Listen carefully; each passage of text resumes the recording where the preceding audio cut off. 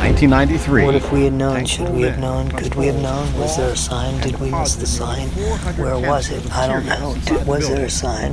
If only we had known. If only we had hindsight. If only we could see. If only we knew before. If only we had a warning sign. If only we had known. Did we miss it? Weren't we paying attention? What could we have done? Could we go back in time? What do you think? I don't know. Do we know? If only we didn't know, if only I had seen, if only we had paid attention, was there anything there? Did we miss the signs? How do we stop this from happening? If we could go back in time, where would we have existed?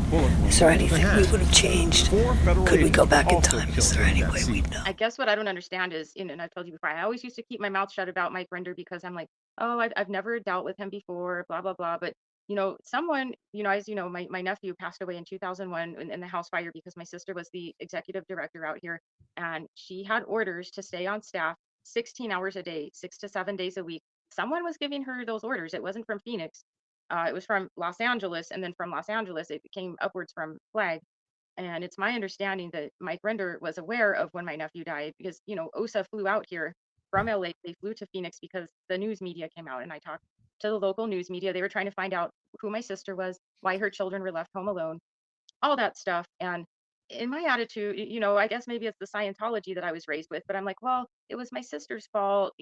She's the one that did this, blah, blah, blah. But it kind of just dawned on me in the last few years where it's like, well, Mike Rinder really was the head of OSA when my nephew died. And, um, I was contacted. I almost was on the Aftermath show. Went back and forth with them for eight months, and they were talking to me and someone else who lost a son to Scientology. They were going to do a whole episode about deaths and Scientology.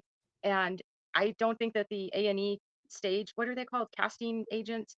I think they may have slipped up. I don't think they were supposed to tell me this, but the lady straight up said, you know, we had to scrap this whole entire episode of deaths and disconnection because after talking to all of you people who've experienced deaths, Mike Rinder was the head of OSA for each and every last one of them.